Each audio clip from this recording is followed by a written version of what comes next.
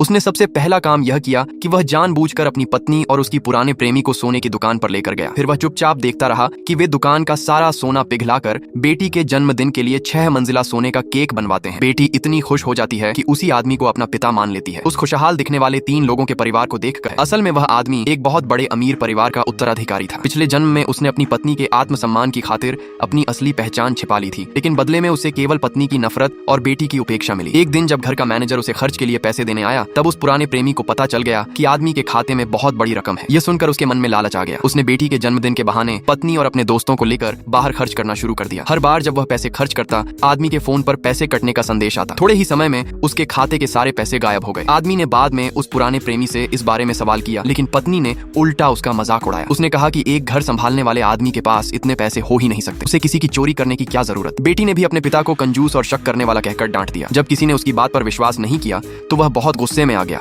और कानून की मदद लेने का फैसला किया। लेकिन सच सामने आने के डर से उस पुराने प्रेमी ने चाल चलकर उसे सीढ़ियों से गिरा दिया और वहीं उसकी मौत हो गई।